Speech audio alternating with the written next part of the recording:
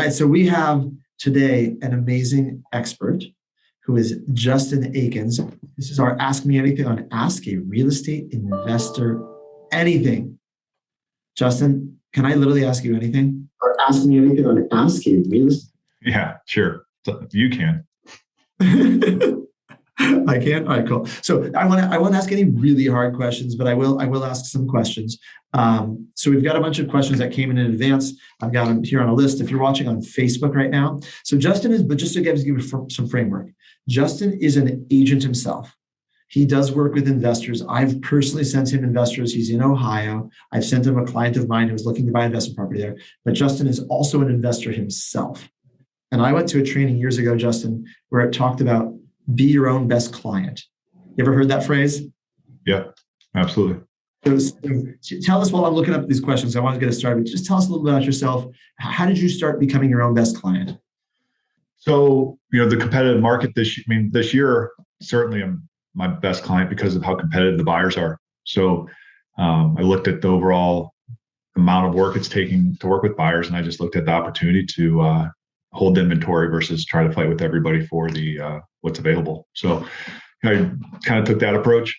So and then also as the years have just kind of compounded, more opportunities present themselves and more opportunities for rentals and kind of taking it to the next level. So this year's been great.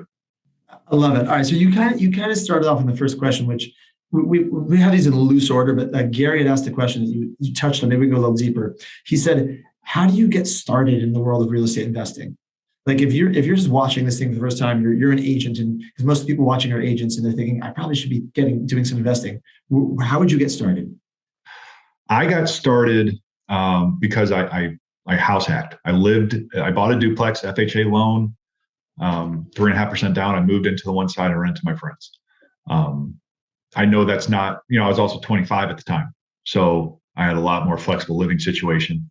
That was the best decision I ever made. It's exposed me to a lot, as I became comfortable owning property and becoming a landlord all at the same time. But then, I know that can't be everyone's situation. So, when I talk with potential sellers, if the opportunity presents itself, and it's, people have different levels of determination for when they're selling. If that is something that I could help them with by a quick, easy sale, and they're, full disclosure throughout the entire process, they can make more money if I help them list it, et cetera.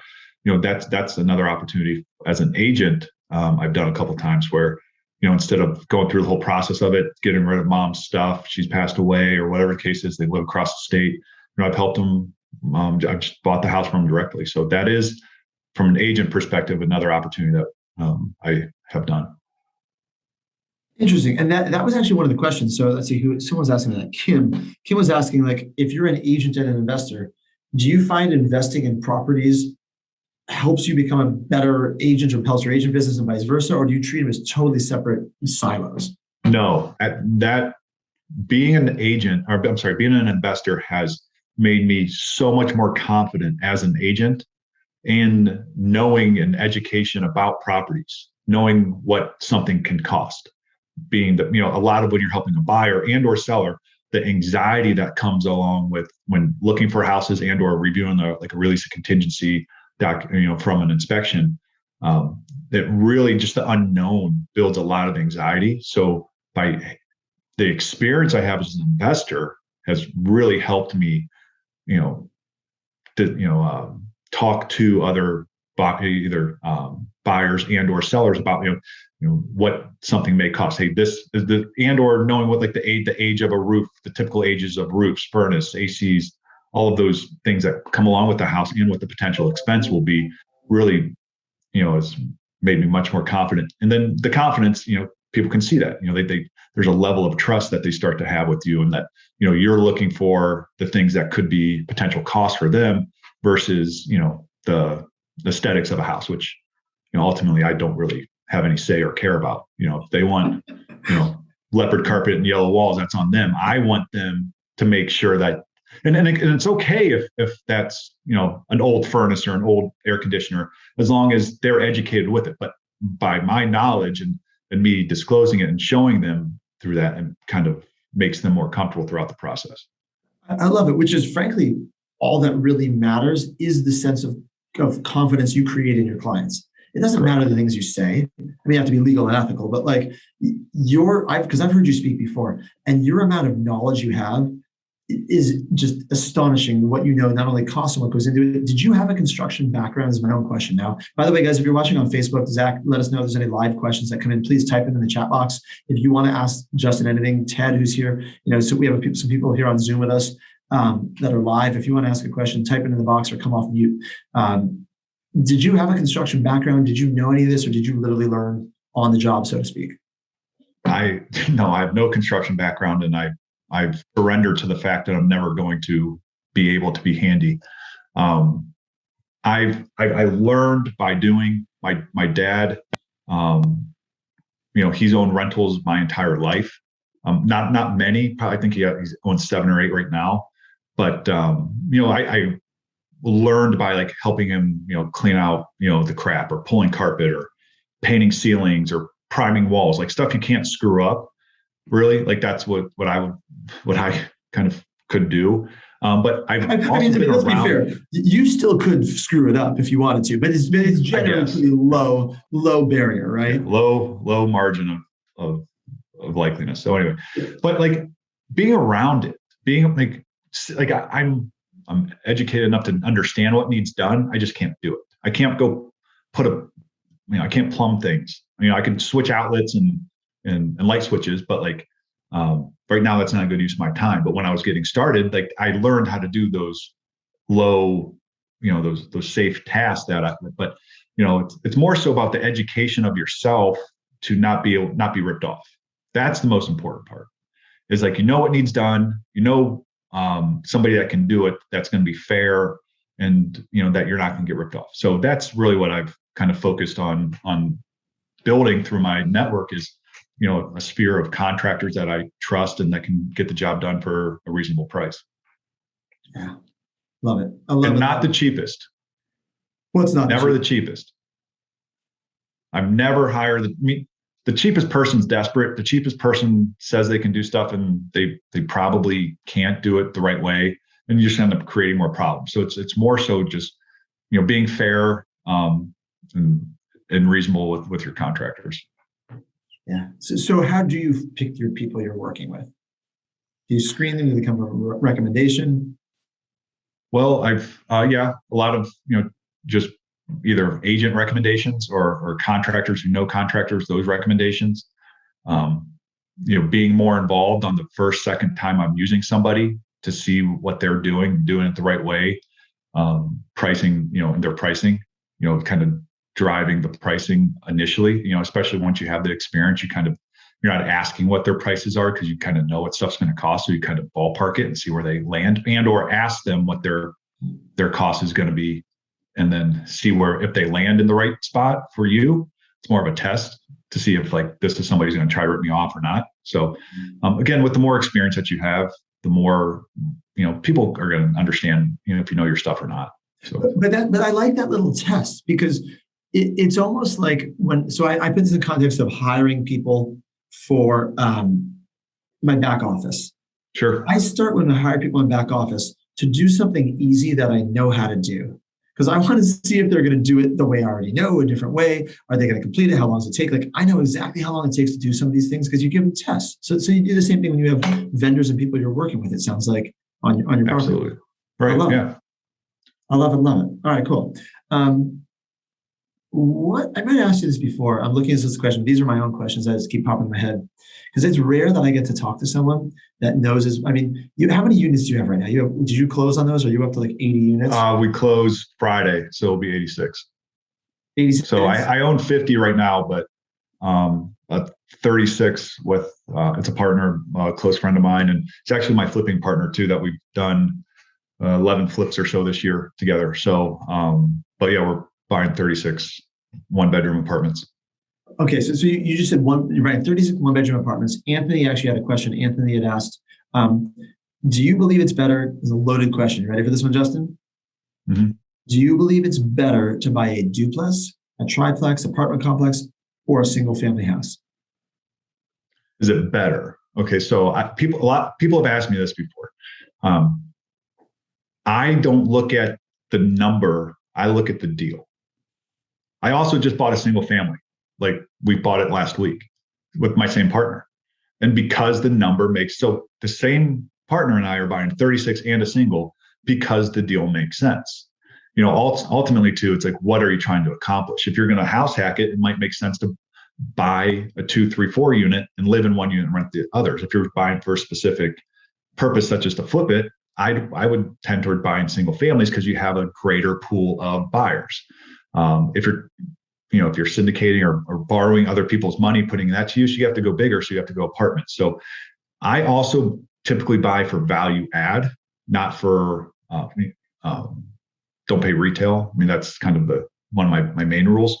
And that doesn't mean you can't be all in for 90% of it, but it's all about like buying for value and buying the specific deal, because each property can work in different ways. It's just really knowing the best utility for that property. Yeah, and it's so interesting because there really is, in the world of investment, it's hard to say there's a best. There's betters and different ways of doing it, but I respect anyone who's gotten many units as you. Clearly, you've made some mistakes. You've done it right. You've done it wrong. 2 questions I see in the chat box. The first one. I'm sorry. I want to interrupt that just because I listened to a podcast. Actually, it was Bigger Pockets. You don't have to sit and wait for the best, because if you sit and wait for the best, all of the good ones are going to pass you by, and a lot of good ones it works out very well. But if you're sitting waiting for the best to, hit the home run, I don't hit a lot of home runs. I hit a hell of a lot of doubles.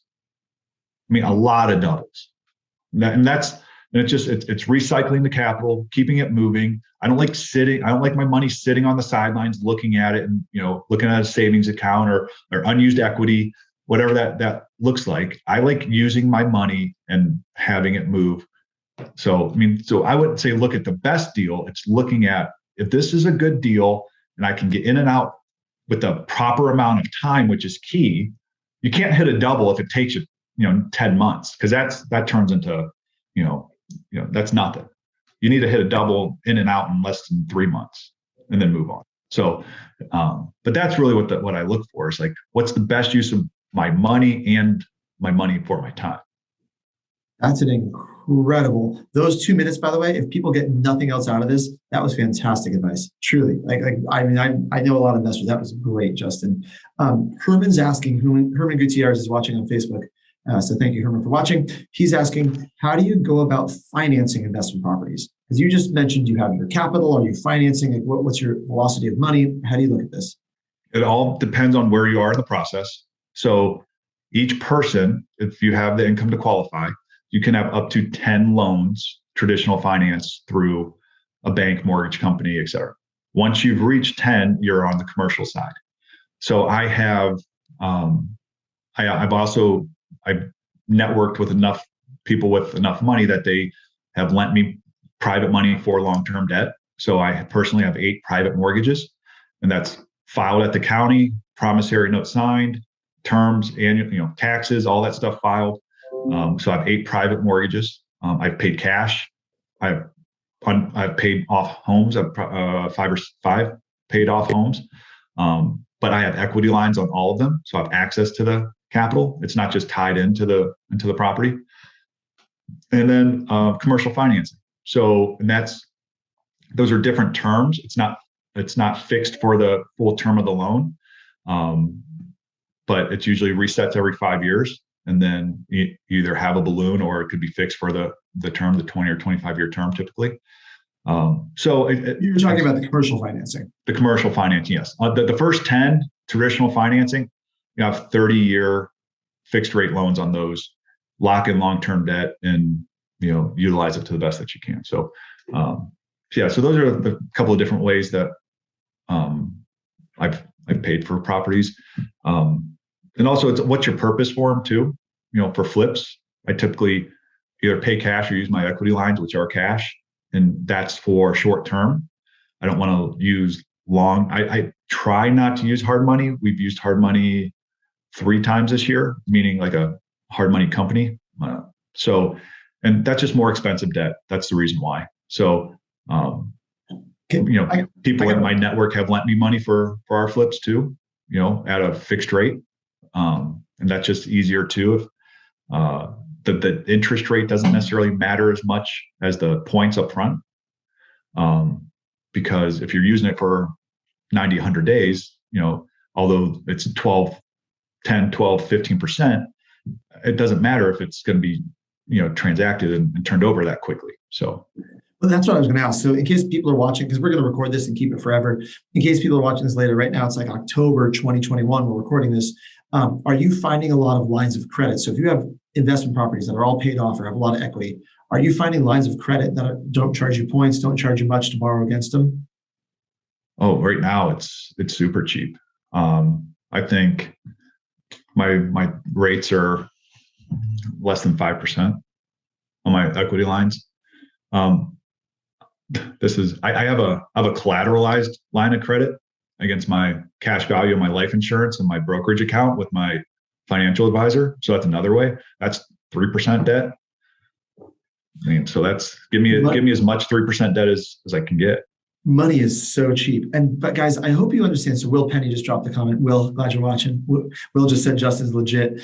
You are, dude, because you've taken so many hours of studying all these different methods and put them down into such this is so much good content. Literally, if people have never studied investing, if you have before, I hope they understand what they're hearing from you, because you just broke it down into, you have short-term flips, long-term what you're holding, you're looking at your debt where you're going to turn over the money faster. Do you do more flipping, or do you do more of this buy and hold sort of long-term investing, or a mix of both? By far buy and holds. This is the first year that I've really ramped up the amount of flips that I've done. And it's a lot of it is because of the just the overall market, the buyer market here. I have a 3 and 1 year old. So I wanted to spend, be available, spend more time at home. So I took the approach to trying to have replace my buyer transaction income with my flipping income. So overall, I'm still helping buyers, but that's the way I looked at it. And also with the being able to buy, I think you have to look at the market holistically, right? So from when I bought my first house, or my first duplex in 2011, the values were so low. To hold on to something for a longer term was great. But if you can find a great deal right now to generate the cash in a flip, generate the cash and really wait till you find that specific, great, undervalued deal that you can buy and hold on to. So I don't want to pay retail and hold on to it forever. I want to buy something cheap and hold on to it forever, because it's the best use of your money. I love it. I love it. So I thought this question was from Zach, from someone else asked earlier. How do you manage that many projects? I mean, you've got flips and you've got 80 rentals. And I remember you saying that up until recently, you self-managed all these things. Zach says, yeah. Cool. Zach, you're allowed to ask questions too, man. We should all learn about investing. This is good. So did you how do you manage that many properties? So up till the first 50, I was managing them myself, me and my Excel sheet, with these 36 about to close, I hired a property manager. She's got 20 years property management experience. We're transitioning from, I literally would accept rent.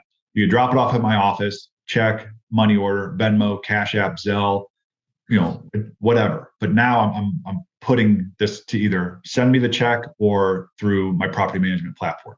So I'm trying to simplify my having 86 people pay you rent.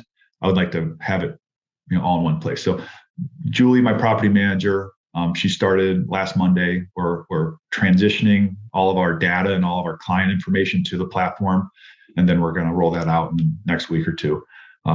So the management is not as difficult. It's more intimidating than it is difficult.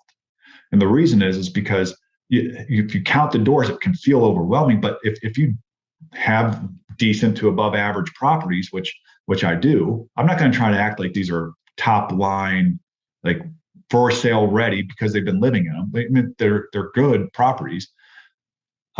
They shouldn't have a lot of management issues, and especially if with the tenants, if you do a good job finding tenants, you eliminate a lot of management issues. I do background and credit checks on every single one of my applications.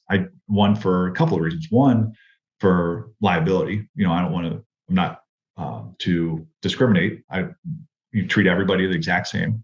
And then secondly, if you're a knucklehead and you've got crap credit, crap background, don't have a job, and I require background credit checks and income verification on all of my applications, and I charge you $30 to do that, you're not, if you're an idiot, you're not going to pay me $30 for me to tell you you're an idiot. So just that small barrier to entry gets rid of a lot of idiots. And then, by doing this, as long as I've been doing it, I've been burned. I absolutely been burned. But now I got burned today on trying to give somebody the benefit of the doubt. All right, tell me the story. We got time. I want to hear the story. All right, so it's very short. And the reason why, I live in Northeast Ohio. It snows, typically, it just gets crappy weather. I don't want people who have to move during crappy weather, because that means you're likely a lower quality tenant. So my buyer or my tenant, she told me, I asked her to renew her lease. She said, I'm looking to move. I said, that's fine, as long as you don't move December, January, February.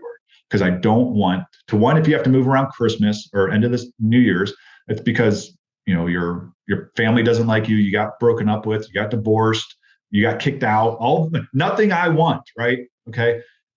Or, and then also, who wants to move when it's, 20 degrees outside? Nobody. So I'm trying to just push those lower quality, potential lower quality tenants out by just not having available vacancy at that point. So anyway, so she's month to month for the past 4 or 5 months. She's a great tenant. She's a nurse. Her and her daughter live there. Well, she texted me today, hey, I'm moving out December 1st. I'm like, this is exactly what I did not want. So, and I'll tell you right now, not doing it ever again. Never again am I going to do this, because I get to eat crap, December, no, who wants to move at Christmas? There's always turnover. You're going to have a vacant property. You're right. vacant property for 2 months or 3 months, right? At least a month, right? Yeah. So, and by the way, guys, people watching, just so you understand what happens. So you typically have a lease. People move out at the end of the lease. You gave her a little extension, and on the benefit of hey, just don't move during this month. And sure enough, she turned around and said, I'm moving December 1st. That's exactly. I said, hey, I'm willing to work with you. I get it. You want to move closer. She works 45 minutes from home or from the house. Blah, blah, blah. I said, I get it. Just don't screw me during these 3 months. Well, gave her 5 months and month to month, and here we are. So. And by the way, I get what you're saying too, because it's not that the human beings are, she's not a bad person. She's just doing what she's doing, but she has her own agenda, and your agenda as a landlord is, I don't want a vacant property in Ohio in December. It's a crappy time to have a vacant property. The only people who are moving into this property potentially have something wrong on their record, which is why they're moving in December. Right. I get it. Oh. That's smart. No, I'm in San Diego. We only have 4 minutes left, so be respectful of your time. Maybe we'll do another one of these. We'll do a whole series. I love this stuff because I love investing. And I got 5 rentals, but I'm nowhere near the level you're at. And I wish I had more bandwidth for this. For me, I don't invest out of my market. You happen to be in a market that's fantastic for buy and hold, but I never would have known about, hey, having a vacant property in Ohio in winter because I'm in San Diego. All year round is a good time to move, right? 70 degrees all year round. Do you have any advice? I know we talked about this last time on Agent Power Huddle, but in case they missed that one. By the way, guys, go back and watch his Agent Power Huddle. It's fantastic. We'll drop a link in the comments so you can see that one. Would you invest out of market? I know you mainly invest locally, but would you ever? Would I ever? I think there's better opportunities to invest in real estate outside of owning something out of market. That's me personally. Depends on whether you're accredited or not, or if there's real estate funds that are professionally managed that you can invest in that they don't have the upside. You can't leverage it. I'm personally not comfortable putting my money to work outside of something that I cannot control. The reason I never hired a property manager is because I don't think they do that good of a job. But that's why. You can invest into syndications. If you're an accredited investor, you can invest with reputable apartment managers and people who do this for professionally, and or professional real estate funds that have in the neighborhood of 7, 8, 10% returns that are consistent and that you feel comfortable investing with because it is real estate. but you don't have the leverage. You don't have the leverage aspect, which is huge. I just had an idea, Justin, because we're almost out of time. Had you ever thought about, like, I know you referenced Bigger Pockets. Have you ever thought about having your own investment podcast? Thought about it, but I don't know the first thing about it. Like, well, we can talk offline if you're interested. I don't want to put you on the spot, but like, you're really good at this, and you have an incredible amount of information that you actually are able to communicate in a really like straightforward way. We could figure out a way that wouldn't take up a lot of your time, because I know you got little kids, so do I. But if you want to talk offline, let's talk through that. I think the benefit for you would be, it would help you not only stumble upon more deals locally, help connect you with other agents, which will help you find better properties, but you'll probably end up connecting to a network of agents around the country, and you'll just start getting sourced deals, people bird dogging for you. That's the reason to do a podcast like that. Anyway, just an idea. Yeah, absolutely. This is fun. I mean, I hope, guys, I hope watching, I hope you've enjoyed this. I know, Ted, you're on here, but if you have anyone on Facebook as comments, like, truly, you are really good at explaining these concepts. And this is not easy stuff, but you break it down in a really straightforward way. Thanks. Yeah, I love it. Any last thoughts or things you want to leave people with? Yeah, the real estate investing, especially when it's your own money versus if most of us are agents, we can work with other investors, but it's their money. Okay. Have the confidence. You have the confidence. You just don't know it yet, but like, take action. That's it. Small wins equal more confidence. And then when you are presented an opportunity that you hear about from other people, you will understand it. You'll feel confident that you know it. And when you're ready, take action to buy the property. That's more important. Again, you don't have to wait for the best. What I said earlier, you don't sit around waiting for the best, for the best, for the best. If you are confident in your numbers and the ups, like all the values that come into consideration when you're deciding, just take action. Because when you take the first action, the second action is 10 times easier. The third action is so much easier. I have a buddy right now who's looking at a property for us. I'm not even going to look at it, because I'm going to trust him, because I know what the worst case is and what the best case is. And if it's the worst case, and that's just pure confidence in understanding my market, the overall values, et cetera. So I mean, it's a slow process. It doesn't happen overnight. It doesn't. I mean, the more you do, the more confidence you have, and the more willing you're to say yes and take action on these deals. I love it. I'm just writing in the chat box, Zach, will you cut and paste this? I don't know if this is the name of your podcast or not, but I just wrote down overnight investor.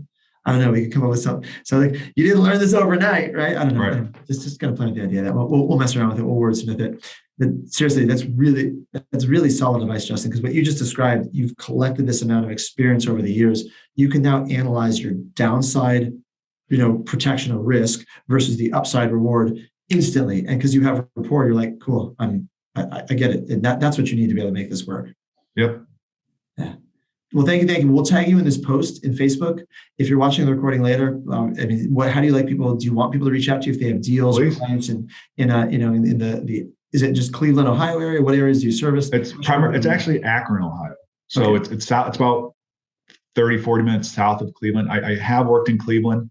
I'm an expert in Akron. I know Cleveland, but feel free to reach out to me through Facebook, Instagram. Just be happy to talk to people. Love it. It's Justin Aikens for anybody listening to the audio only version of this. Its last name is Aikens. Justin Aikens, obviously. There'll be a link in the show notes. Dude, this is rad. Awesome, man. I love nerding out in this stuff. So thank you for being here. I love it too. I love talking about this stuff. It's probably, to my wife, sometimes it's, she's like, all you talk about is real estate. Blah. I'm like, well, all you talk about is nurse and growth stuff. So anyways. I don't know how to combine the two. I think those are separate conversations. Yeah. Right. Enjoy the rest of your afternoon, Justin. All right, man. Thanks, guys. Bye, guys. Produced by the Agent Collective Media Network.